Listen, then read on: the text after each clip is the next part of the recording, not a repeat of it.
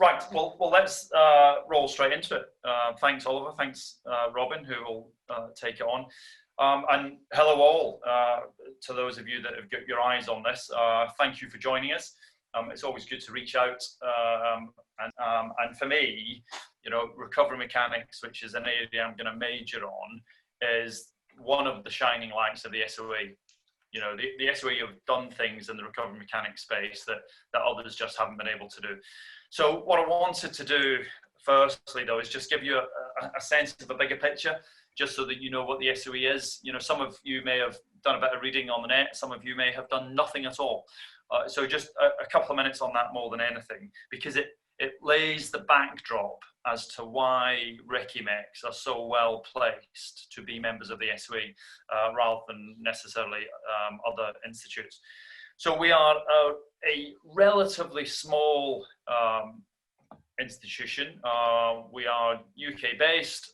We've got about 16,000 members, although those 16,000 have a global footprint. So we've got quite a number of people in the east of the globe, covering about 40 countries, I suppose.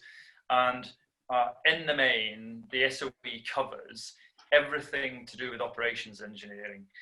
Now, I wanted to give you three things in this intro. What is operations engineering? Because it can mean many things to different people. What is the SOE going to do in the future? And then finally, why is it, I think, really useful for REMEs to be involved in the SOE? So the first piece links to operations engineering. Essentially, it's the span, it's the cradle to grave approach for any given piece of equipment. From the point at which in any industry, we decide there is a requirement for a piece of equipment to help us in life in a way that we don't have already. And that could be anything from vehicles, which we are all really familiar with, of course, with mechanical engineering backgrounds. It could be escalators in shopping centres. It could be plant environments that allow renewable energy to be both captured and then consumed. So there's a whole plethora of stuff that the SOE has a view on. And all of that equipment, from the point of requirement to developing the equipment, to bringing it into service, to testing it and maintaining it, to modifying it and updating it, and then finally getting rid of the equipment, that is operations engineering. So again, I can't see your ages. If there's any old and bold around, and some of you may remember the Foden, for example, rather than the SV, well, in the main, we have disposed of the Foden. So that has gone through its life cycle. So, I've had a number of recovery mechanics say to me, well, we're not really involved in that. But I can tell you as a trade group, you are. You have the senior REME now providing an influence in DNS, in the field force, out of RHQ in a really valuable way. And your voices, as you become more senior, are absolutely taken heed of in bringing new equipment into service, in testing it, in using it in operational environments, really difficult environments that people in industry wouldn't naturally be exposed to, and then finally disposing of it. So, and that's why it attracted me. I'm an apprentice by background. I joined the army as a 16-year-old as an armourer. I went through 5 years as an armourer with 2 infantry units, and then clearly was selected to do other things, probably because I was rubbish at trade. I was selected to be commissioned, and I went forward that way. But I've always had a touch point on all that is equipment, and so the operations aspect of the SOE was really important to me.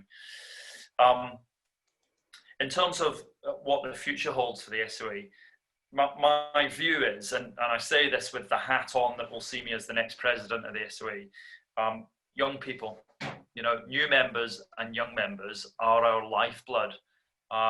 Those coming through the system now will have different views, different approaches to life, different perceptions on equipment that me towards the back end of a career, and certainly the back end of a trade career, just don't see in ways that others are seeing, the new generations that are coming through. And my aim as part of my presidency is to grab all of that goodness, encapsulate it within the SOE and hear your voices, essentially.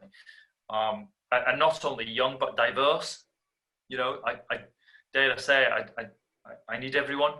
I need males, females, and any other minority that's out there.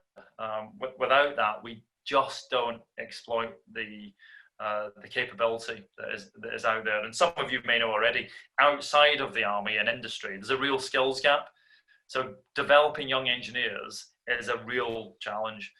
So the SOE engages with schools, with industry, with decision makers to try to develop our young engineers nationally and bring them up to a point where they themselves are becoming masters in the field. And that's what you get in the SOE. So of those, 16,000 members, and the aim is to get 20,000 in about 5 years, there are 160,000 SMEs, every one of them with different experiences, with different trade levels, with different levels of capability. And we use our members to provide a view to government, to industry, to the military in terms of the design of new equipment. That's what the SOE does. So in many respects, it's a really useful advisory body. Third point I said I was covered is why is it important to you as recovery mechanics? And why is it useful to be recognised? You could go through your full careers and not be recognised in any way. You have great careers, you become subject matter experts in all that is recovery mechanicking, and then you move on to other things. But I'll tell you now, when you step out the door, at whatever point you step out the door into industry, it's really difficult to be recognised because there's no clear currency. You try telling a civilian what it's been like on operations, or what it's like to work through multiple nights on significantly large equipments that are firing live rounds, stop firing, you recover vehicle, and then try to get back to a point of repair. That's really difficult to envisage if you're a civilian employer. And so as you try to describe how competent you are in trade terms, they just don't get it. And I've been through this. I've spoken to many industry leaders, and eyes go blank. So it's about being recognised for what you've done professionally. And what the SOE have done that others haven't is mapped the competencies of the recovery mechanic trade to the professional standards required of the Engineering Council. So, the accolades of EngTech and IEng and CEng, they are all endorsed by the Engineering Council, and they're recognised levels of competency. So you can go to any employer, military, civilian, and simply provide them with the fact that you are an EngTech or an IEng, for example. Not only nationally recognised, but internationally recognised. And actually, for those of you that might have in your minds that you've got a long career ahead of you, and I hope that is the case, it's also useful in service. So I'm now, as I said, started as an apprentice, now a chartered engineer. As a commanding officer, I used my accreditation in anger a number of times on operations. We will all mix with groups that are the same rank as us. So what makes us different? Why does a Recce Mech Landschack have any more than a Landschack Infanteer? Because you're the same rank, aren't you? You're probably the same age, aren't you? So for the uninformed eye, I want to know what makes you special and what gives you the permission to make an engineering decision that may have an effect on life. I don't want to over dramatize it, but that's where we're at. So on operations both in Iraq and Afghanistan, I was taking decisions about warrior fighting vehicles that had an implication on life. And other majors and other lieutenant colonels could easily have said, well, I don't think you should be making that decision. And I got out IEng and I got out CEng, and I said, really? So there is only one qualified person here to make the decision, and it's not you, it's me. Knowing as well, of course, if that decision, right or wrong, leads us to either a point of success or a point of failure, I will be asked about the decision, and I'm very happy that that's the case. I've acted as an expert witness in court because of my qualification of CEng in the military environment. And that's not a rank thing, that is a professional accreditation thing. And so you carry with you this chip of recognition. That's why it's important for me, and it's always there. And just the same way that all of us that goes to see the doctor or the dentist would want to understand that they're in date to look at my mouth. I would want to know that we are in date to either look at a vehicle, recover a vehicle, repair a vehicle. You know, that's what it's about. So I think often at times we don't think it's important, but I can tell you I've used my CEng on a number of occasions live, and I think it doesn't matter what rank you're at. Why is that? Why is the SOE, you know, how does the SOE help you in that way? Well, if you were to walk into the main training building in Emory Lynham, you would see the memorandums of understanding on the wall, I suspect. I think they're on the left. IET is there, and the SOE is there. And that memorandum of understanding says that the SOE will recognise the skills that our military engineers bring to the party, and not only recognise them, but they'll track them to being recognised in the eyes of the Engineering Council. So all of the REME trade skills, as the SOE, we have mapped against the competencies of the Engineering Council. And for those that wish to join the society, there is a form of fast tracking to recognise those competencies. I formed a military committee in the SOE, so I wanted to make sure that our soldiers in this case could go somewhere and talk to people with an SOE head on, but also with a military head on, and we now have that. You know, Major John Murley actually went through Brats with me as a 16-year-old. He is the chairman of that committee. He's got a committee of about 10 people that help soldiers, and particularly REME soldiers, get through the process of accreditation. And he will be on this call a little later on, and he'll give you some of the detail of how you can get in touch with them and how the pathways exist for you to do that. So I like to think that, you know, we've tried to make it easy, and the SOE now are the only professional engineering institute that recognises the REME competencies. It took some time to do that, but we've done it, we've achieved it, and the Engineering Council recognise it, which is the main thing. So, if I suppose to finish now and let Robin take over, that memorandum of understanding for me is really important, and it's a memorandum that's signed and re-signed every 2 to 3 years just to make sure it's really current. So all of the new RECMEX that are coming through, RECMEX progressing through rank and in trade competency, remain recognised and continue to be recognised. And let's not forget, the SOE is not a massive organisation, as I said in the first couple of lines. You know, we're never going to be the IET, but we don't compete in that way. So relatively small, the team can provide a really personal touch. You know, you've got the military committee, as I've already mentioned. You've got the home team in head office, you know, and Oliver and Robin are part of that team. But rather than sort of bouncing into, you know, a large company where, you know, everything feels very process and form driven, actually you speak to real people in the SOE and they will help you through the process. So it's one of the reasons why I not only wanted to join the SOE, but in more recent years I've wanted to take up the presidency of it. I think it adds real value. I'll probably end there. You know, I've covered what I wanted to cover. Thanks for coming on, and I see we've got a Q&A notification there. It may be that's something that I could take, but let me just see what it is. Does SOE help? Yeah, so it's a good question. Carl Williams, thanks for the question. The question for all, if you can't see it, is does the SOE help military personnel through their transition into industry? So the answer is yes, and that's done through the military committee. They are the subject matter experts. There are serving and retired members on that team.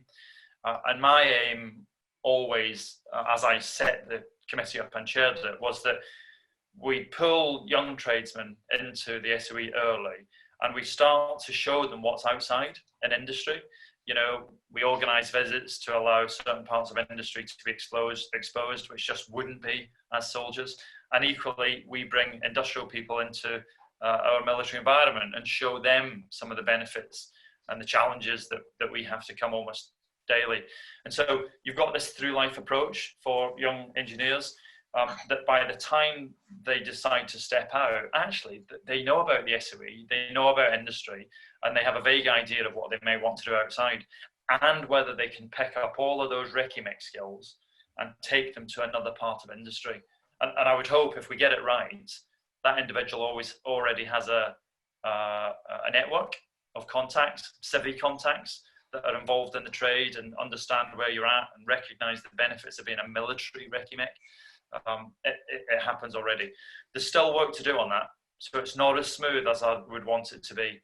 But my recommendation, and do ask the same question of John Murley later on in this webinar, is the military committee is that portal for you to ask advice and seek help. I hope that helps. All right, great stuff. Thank you very much, Adam. That was a fantastic piece, and I couldn't have said it better myself. So yeah, great stuff. Robin, are you ready to go? Yeah, absolutely. Thank you for that, Adam. I know you've got to dash off to your next appointment, so appreciate your time and your insight, and we look forward to you becoming our next president. Yeah, thanks, Robin, and fingers crossed John Morley will join you very shortly. I'll speak to you soon. Thank you. Thanks all. Much appreciated for your time. Bye. Okay, I'm taking up the mantle now to introduce registration, explain these routes to registration that we have available for you, and in particular I've been asked to cover alternative routes to IEng status.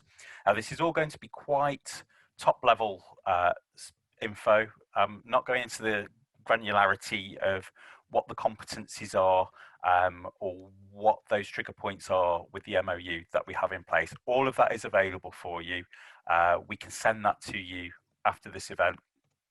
We recommend that you sign up for more information on the website right now. Go and do that now, soe.org.uk, and you'll be then on our mailing list. And GDPR, we've got to get that permission to send you the information, and we can get all that over to you. Adam has touched on this. What is professional registration and what's in it for you? Professional registration is all through the Engineering Council. They are the keepers of the license. We are a licensed body, one of 50 now, I think, who are licensed to award professional registration. And it really is this benchmark through which employers, clients, people can have confidence that engineers have reached a certain level in their careers, that they've demonstrated a certain amount of competence. And really importantly these days, they are maintaining that competence. There is now a commitment to CPD included, which means we have to audit all our registered engineers' CPD logs on an annual basis. So anybody choosing to hire or use a professionally registered engineer for a particular task knows that they are competent, skilled, and up to date. It's completely transferable. So being a registered engineer with the SOE is exactly the same as having it through the IET, the IEng, or any of the other institutions. We've got the 3 registration levels. I understand quite a few people here might already have EngTech under their belt, but there's also IEng, Incorporated Engineer, and CEng, Chartered Engineer available. They're deliberately overlapping because there's a lot of similarities between them in that the framework, the competence framework, is the same for each of these levels. It simply layers on the complexity and the experience required. So again, yeah, registrants possess and maintain the knowledge, skills and commitment required to meet the engineering and technological needs of today, whilst also catering to the needs of future generations. It really is this underpinning knowledge, skills and experience that define you as a safe, ethical and accountable engineering professional. But what's really in it for you?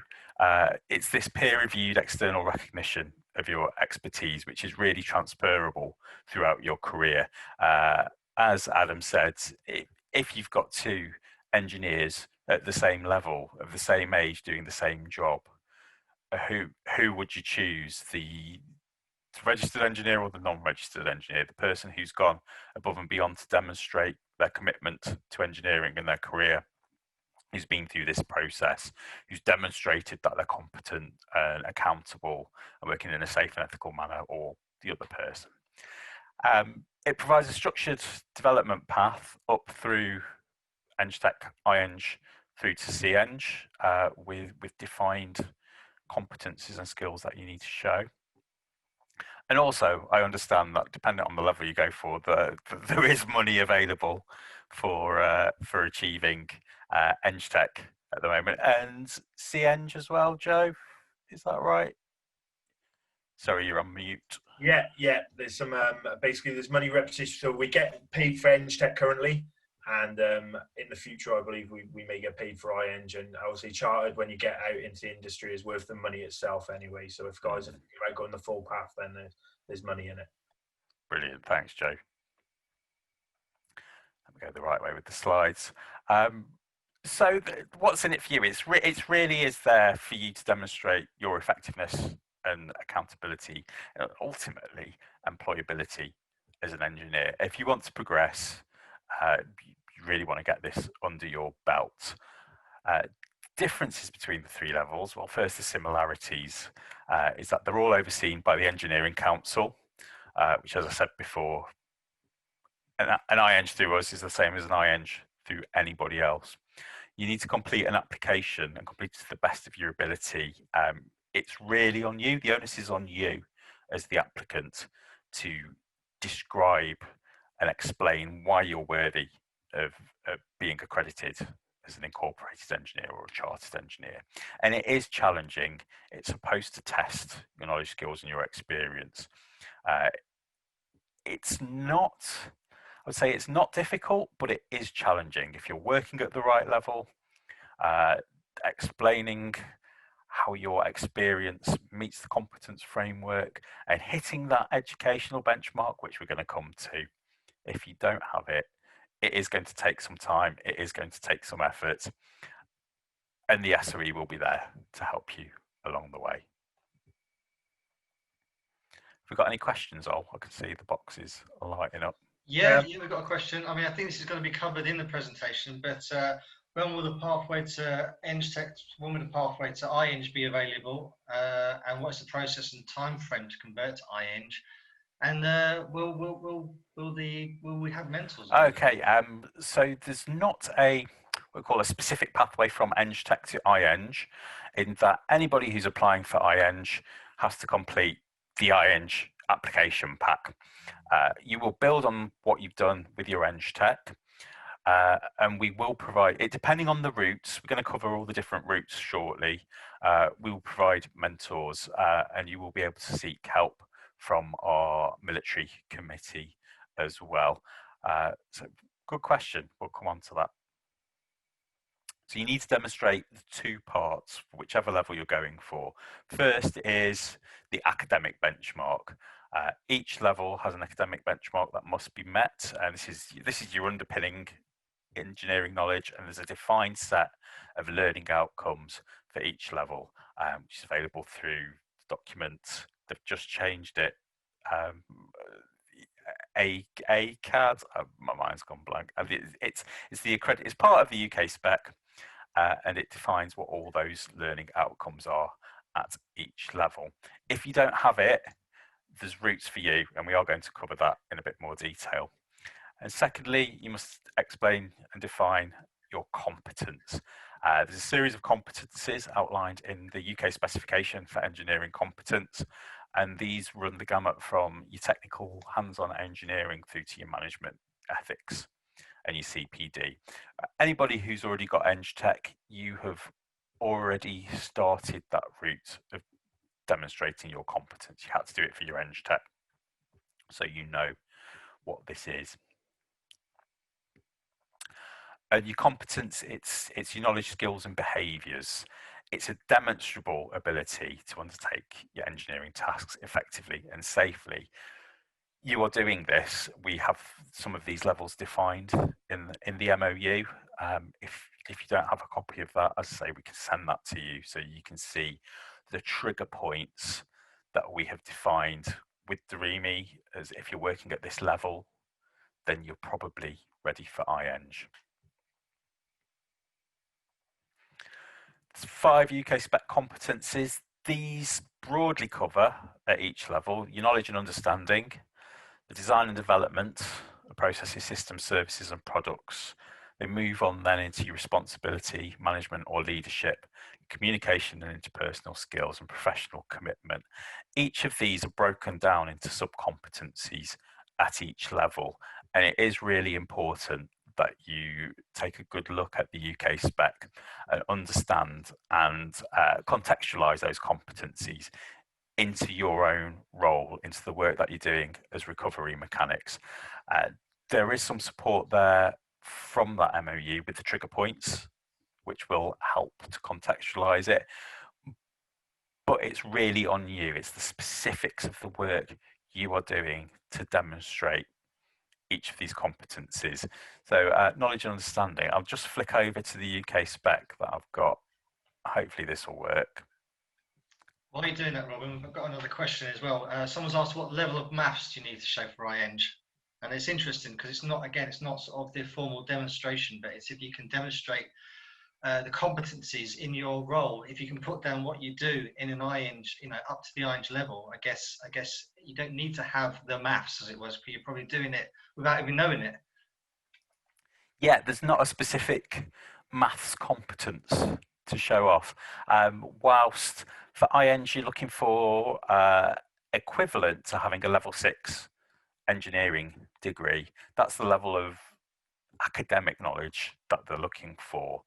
But if you can, we'll come to the technical report, if you can show that you're working at an equivalent level, it might be very light on the maths, but you might be doing design and calculations without relying on your really hardcore technical core maths that they might have done in some of those degrees. Is that a hand up, Joe?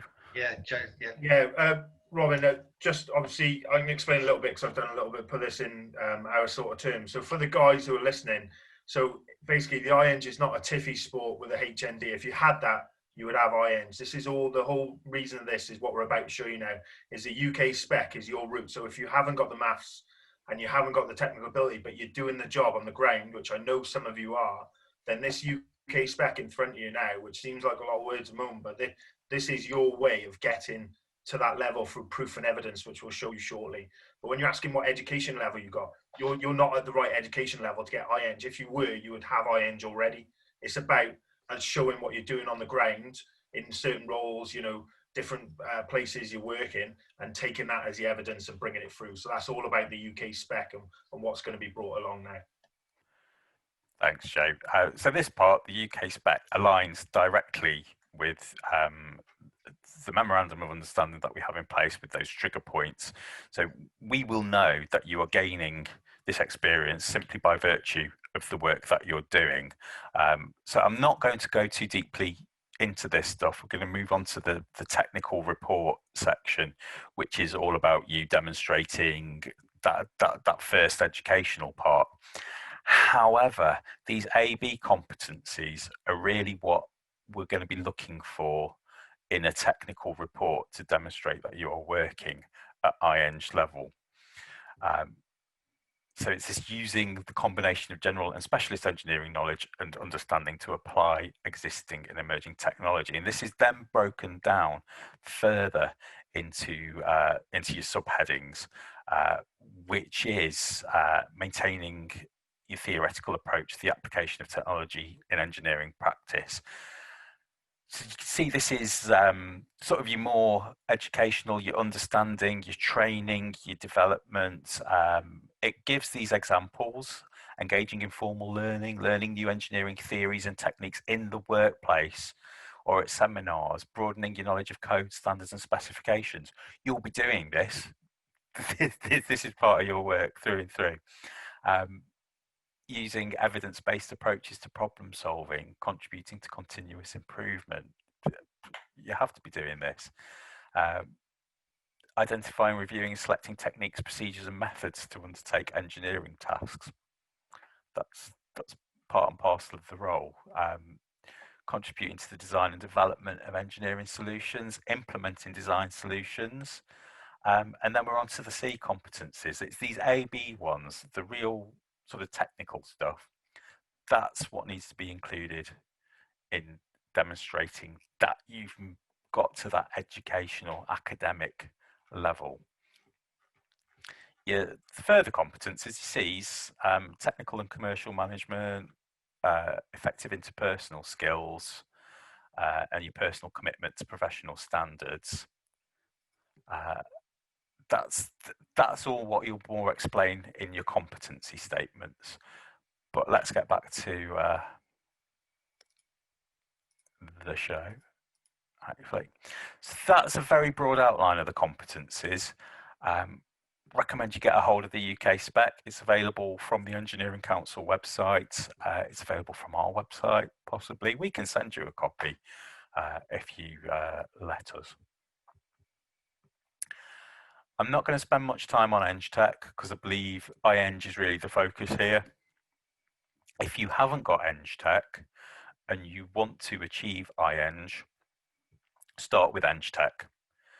It will get you into the right frame of thinking about the work that you do and your experience, and also you get money for getting EngTech, so why wouldn't you? It's an easier step from EngTech to IEng than just going straight in at the IEng level. The requirements are an MVQ level 3 or equivalent, or we can conduct a workplace assessment where you nominate somebody to come and assess you in the workplace. We give them a form to complete and they mark you against the learning outcomes. You then complete the EngTech application form, which covers those competence statements.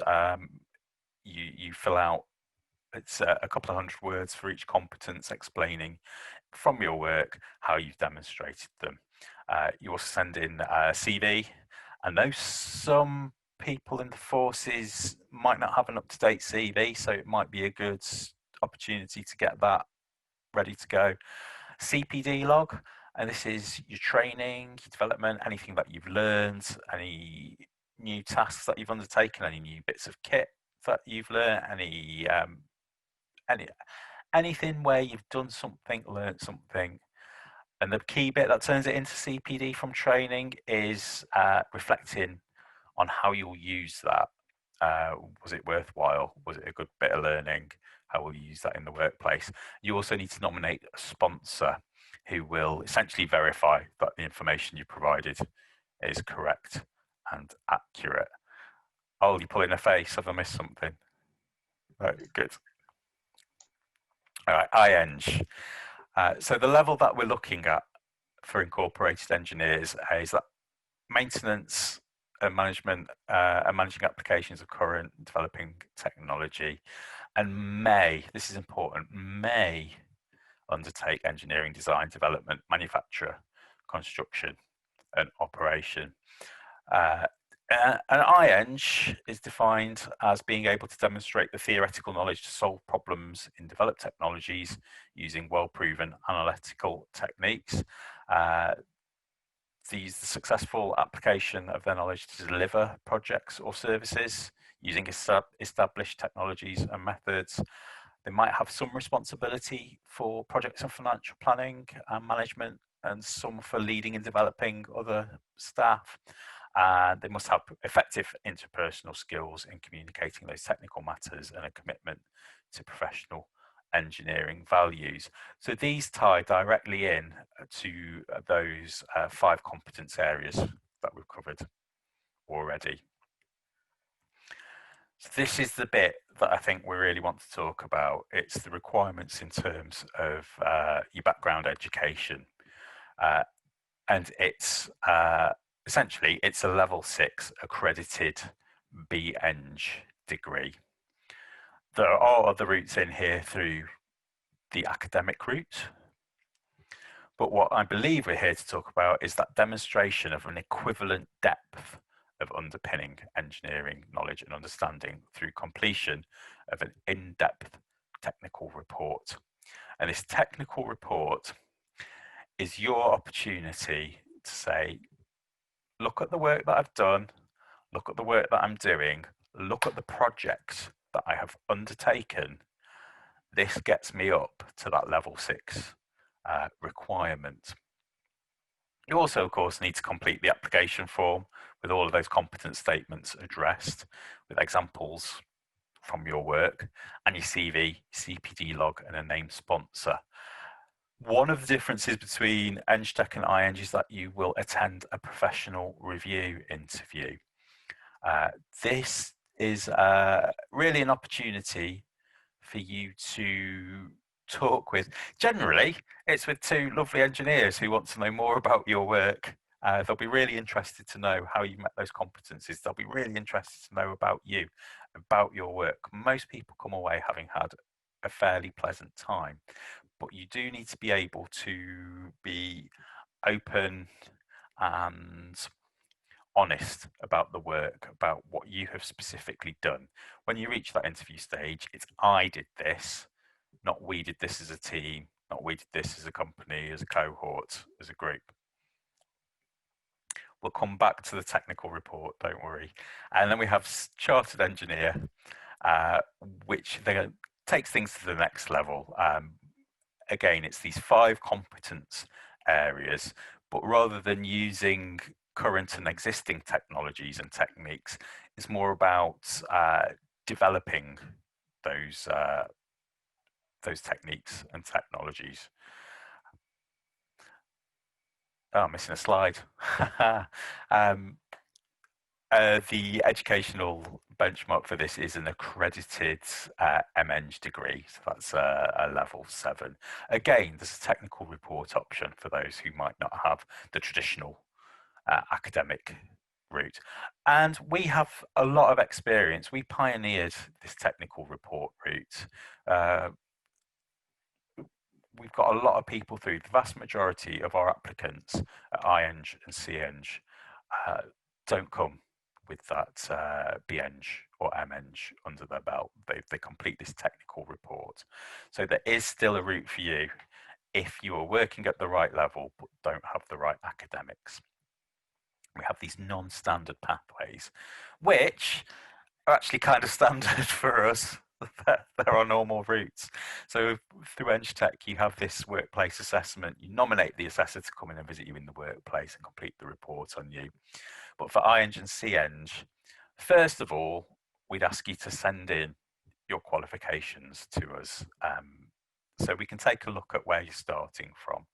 We have an academic panel in place who will take a look at those and see how they align with the learning outcomes that are demonstrated in your level 6 or your level 7 qualification. They will then make that decision as to what route will be right for you. Generally, I would imagine for the most of you, it's going to be this technical report at IEng, 5,000 to 7,000 words, which you will be interviewed on. So it's not just sending in a report, you'll also have an interview on this report. I think we need to touch on this one. Once you have been invited to apply via the technical report option, the first step is that you submit a synopsis for approval. This makes sure that the topic that you're going to submit your report on is going to fit the bill. It's going to be of an appropriate topic. It's going to be something that's going to give you the opportunity to show off all of those learning outcomes that we're looking for. At this point, it can be as well. Some people submit, it doesn't just have to be on one topic. You can, as long as you cover all the competencies, it can be on a variety of pieces of work that you've undertaken as well. And as long as you can complete all those competencies in the right academic level, excuse me, then that can be submitted as well. It doesn't have to be one project. It can be across multiple timelines as well. Yeah, absolutely. It doesn't have to be a recent project. You can bundle up a bunch of work that you've done that just shows that you were working at that level. We have a template for you with headings. It's all structured It's all very clearly defined as to what needs to be in there and how you need to do that. So whilst it's a big piece of work to undertake, we make it as easy as possible. We give you that support, we give you that structure. Once we've approved your synopsis, we then give you a mentor to work with, who will be with you every step of the way as you complete that. You will check in with them, you will give them updates, you will send your completed report to them, and they will make sure that it's at the right level, because we don't want you to proceed past this point unless you are ready to go, unless we know that that report is, unless we're like 95% certain that you're going to pass your technical report interview, we won't put you forward from that stage. So that mentor will be your trusted yet critical friend who's going to tease information out of you and maybe question, what's this? Can you explain it more? Because we know you military folk do like your words and acronyms that us civvies just don't understand. It's got to be written in plain English so that we can understand it. And if it's something that we're not supposed to know about, then you would need to write around it in a slightly euphemistic manner. However, again, given the nature of the work that you're doing and the level that you're working at, we know that you are doing the types of projects that will get you to this level, because we've done it before and we want to get a fresh cohort of recovery mechanics over the line. We're here to support you. Yes, so we will provide the guidance, support and mentoring to get you there. Once you've completed that, you have it's a year, Oliver? Give you 1 year after your synopsis has been approved to complete that report, because we don't want you to start the process and then not finish it. We've got to get you over the line.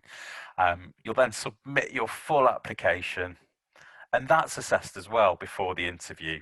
Your whole pack is assessed to make sure that it is at the right level, that it's got all the competencies needed, that it's almost pre-assessed before going through that final stage of your technical report interview and your professional review interview. And we also make sure that one of the interviewers has a military background so that they understand what you're talking about, they understand the concepts, they understand the environments, they understand the projects and the reports and the work and the competencies that you are undertaking to get you over that IEng line. So we put as much as we can in place to make sure that you have the support and that understanding here at SOE HQ to get you there. That's it. I did say it was quite top level. We've still taken 45 minutes. If you have any questions, please fire away. Joe's got his hand up. Oh yeah, guys. So I've just checked the attendees to check we haven't got anyone we don't want to be in. I'd just like to release a bit of information that REME's approved that we're going to get £3,000 if we get IEng, and that'll be coming out soon. It's not something I want you talking about too quick, but basically, if you start this system now from the core ASM and Army HQ, there is going to be a £3,000 bounty for getting through IEng. And so just to summarise on what Robin said there, so we're going down the non-technical spec route, so basically the UK spec. So I don't expect, if you had the qualifications, you would already have IEng. It's not about that. And I really want to get some RECIMEX and some ex-RECIMEX through this process to use as an example, because that's what happened with EngTech. And now look at it now. You fill out one or two forms of the military and you're through. So I'm not saying this is for everyone. If you've been a PTI for the last 5 years, working in the gym, this is not for you. But if you've done a technical job, you've been deploying on tour or not deploying on tour, doing a lifting equipment inspection in a big unit, and you in an engineering space, then there is plenty of scope to get you through and get you across the finish line with this. And then you're going to be shining in the REME. You know, I haven't got IEng yet, and I'm not doing it until one of you gets through. You know, I'll be doing it behind you. I think that there's people in the audience here who could definitely get across the finish line in front of me and just, you know, stand yourself up in front of the REME and say, I did it. And then when you sat next to a Tiffy and you're going for the same job, what difference is there? They've got the HND, HNC, HND. You haven't, but you've proven that you can work at that level and you can operate at that level. So the onus is in your, your court. It's not the case of filling out 2 or 3 forms, as Robin just said. It's really not. There's a lot of evidence collection, and the SOE and the guys in front of you and some of the guys in the background are absolutely mega keen to help you with this, especially at this early stage. They're going to hold our hand all the way through it. Don't worry about, the wording and how you're going to get it across and things like that.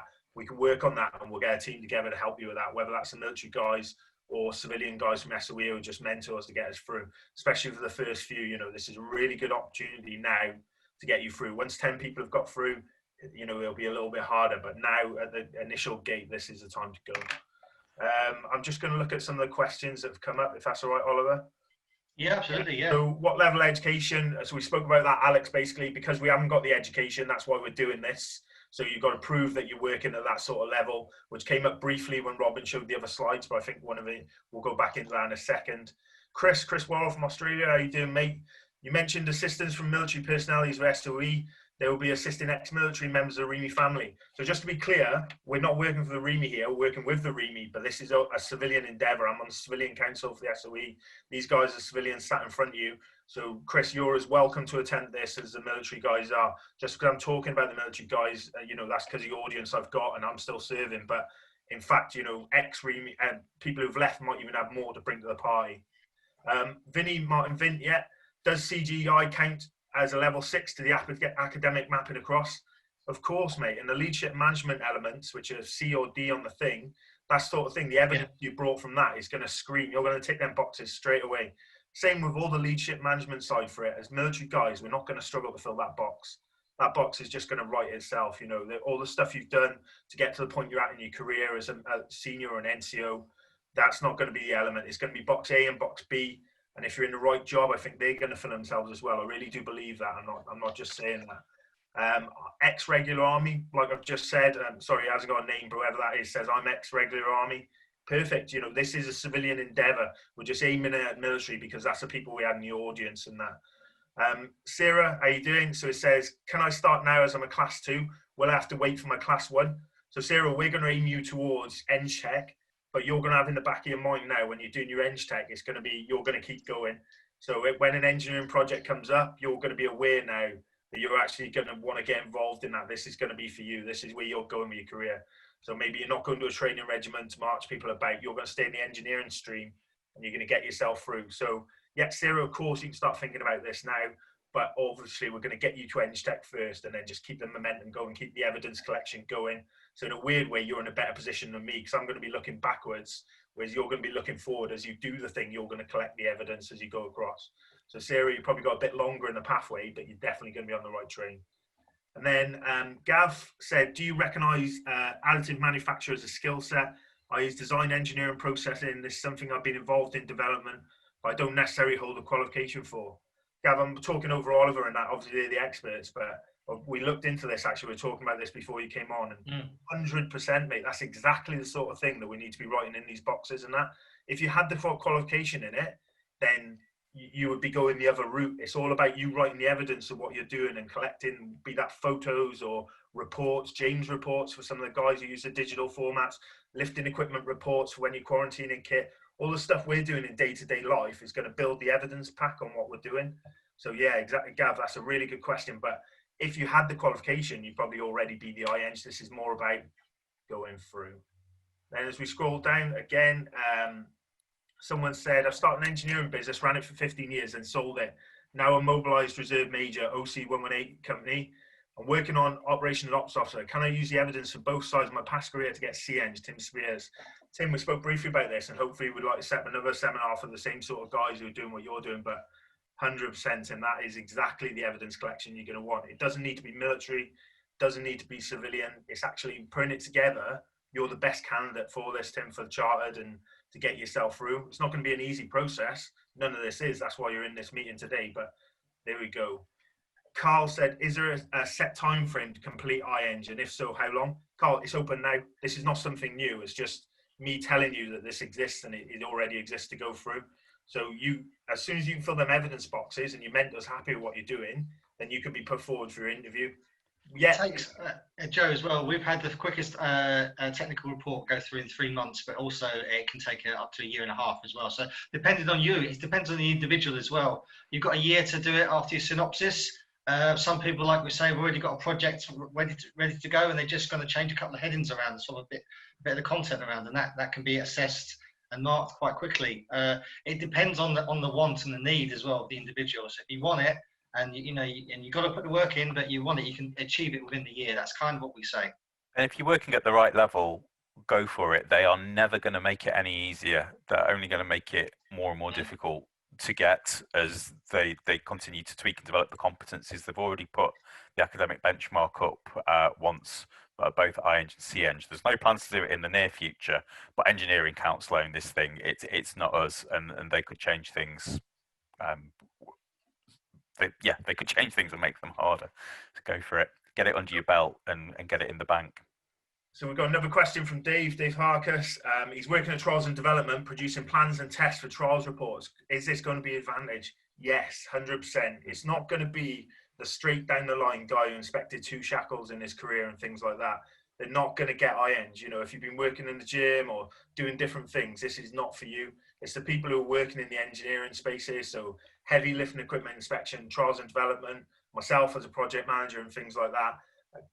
And if you haven't got that, then look at getting that in your future career and then you're going to know IEng is going to be an option for you. I'm not going to have 35 people sat in this room now who are going to get straight onto IEng. I understand that, but now you know the pathway, and there will be 10 or 15 of us here who think I could probably do that. I can tick them boxes. And then also, as we progress on, maybe we'll look at recognising the REME qualifications even more for IEng, but we've got to crawl before we can walk. I need to get a few of you and myself over the finish line. REME recognise that RECOMEX are IEng, we are working at that level, and then sky's the limit, So if you want to be on this train and start, these guys are offering so much help at this point that we'd be silly not to take it, but there is a lot of work for yourself in it as well. Yeah, without knowing the details, I can see stuff in there, development and production of plans and tests and trials. That's covering some of your A, B and C competencies right there. So absolutely. Robin, I've got a bit of a question for you. So this 7,000 word report and that seems a bit daunting to me, and probably some guys in the audience and that. Can you, is there any way of splitting it down or explaining how to make that more palatable for someone like myself, who I don't think I've ever wrote 7,000 words in my life? Well, the first step, of course, is to look at the synopsis and create that short explanation of what might be going in to your report. We can send you the templates with the headings as well, so you can see exactly how it's got to be structured and exactly what we're looking for. I would say use that to your advantage. We've given you the framework to fit it all together. Don't try and reinvent the wheel with the reports. Use that mentor to your advantage, use the framework to your advantage, and tackle it a chunk at a time and get it all in place, and talk to your mentor all along that process. I'm thinking of putting this in this section. Am I on the right lines? Yes or no. You might want to tweak it, you might want to change it, you might want to think about this experience that you've had to go in there. It can be daunting. It's a big chunk of a report, but don't let it overwhelm you. Tackle it in stages, tackle it in chunks, use that mentor and use that framework. And we have plenty of people from the REME who've previously been through this in the past. Now it's your turn, so get it started, take a look at it, and any questions, ask your mentor. So I'm just seeing another question from Carl about the UK spec route and things like that. So guys, we won't get right down into the nitty gritty of it now. We just want to plant the seed in this webinar, and then I can have a format, a mailing list. I can send you everything, the UK spec, all the information that Oliver and Robin give me and things like that. This is just to get you on board and say, is this for you, or is this for you now or in the future? Make you aware that it's not a tiffy sport. We can do this and we can get through this. And some guys who know exactly what they're talking about feel like we can as well. And talking about trial and development and some of the reports you guys, the levels you're working at, and these sort of bespoke places where RECOMEX are working, I wholeheartedly believe that you are working at IEng's level. It's just a case of collecting that information with their help and getting through. And I'm not necessarily saying about the military helping. I'm on about just the SOE, whether that guy wears green skin to work, whether he wears blue, it doesn't really matter. These people are here to help and that. So I'll just see if I can help clarify that for Carl there. There's two parts to any application. One part is your academic qualifications, and one part is your competencies. They overlap, but they're two discrete parts to the application. Your academics, if you don't have the academic qualifications, you do a technical report. That's your 5 to 7K report. And the UK spec is the competence framework, which overarches all of this. So technically, all of them are the UK spec group. We can provide you with a copy of that UK spec, the UK specification for engineering competence. We can either send that out, or it's available on the website or the Engineering Council website. But that will be essentially your Bible for this application process. The UK spec has everything that you need in it, backed up by us and our mentors. And just one last thing, I'm pretty much going to answer my own question, but I was going to ask Oliver why we should use the SOE for this, and why, you know. Well, I mean, I think Adam did it perfectly, but I mean, we've got a proven route to IEng, we've got a proven route to registration. We do care about, it sounds really, really corny, but we do care about our members. We also care about progression. So we care about taking people from a non-recognised level in engineering to being recognised, and showing the skills that people that maybe haven't gone down an academic route to EngTech, to IEng. It's something that we've done. We've got the IRT sector, which is a road transport and heavy vehicle sector. So we've got a professional sector that deals with those issues as well, which is essentially home for RECMEX. You know, there are, you know, there is no one else that has that sector. You know, so and we can do it. We know that we can do it. And we're good at it. Really, that's well, I don't know what else to say. Really, yeah. You could, if you're stuck with any aspect of your application, you can pick up the phone and call Claire in our registration department, and she will sort you out. And she might be a bit brusque with you. She might put you in your place, but she'll be telling you exactly what you need to do to get you over that line. And people try and sometimes wangle around it and go, oh, but I've done this, oh, but I've done that. But no, if that's not right, we'll tell you what you need to do to get there. Yeah, we know our registrants as well. You know, we know the people that have come through, and we're pleased when they pass as well. Yeah, we're invested in your success. So, I think for people in the room that are interested, the next steps is just contact registration. We've got the email address, Robin. Yeah, contact that registration. So you've seen the webinar. If you just send a brief overview of what you've done and where you want to go, we'll give you the next steps and the next steps, how to sort of start this process off. We won't ask you to send a technical report in. You know, we're not interested in that. We will say, you know, tell us more about yourself. We will work out if you're working at the right level. It's a conversation that starts. You know, we want to tell you where you are.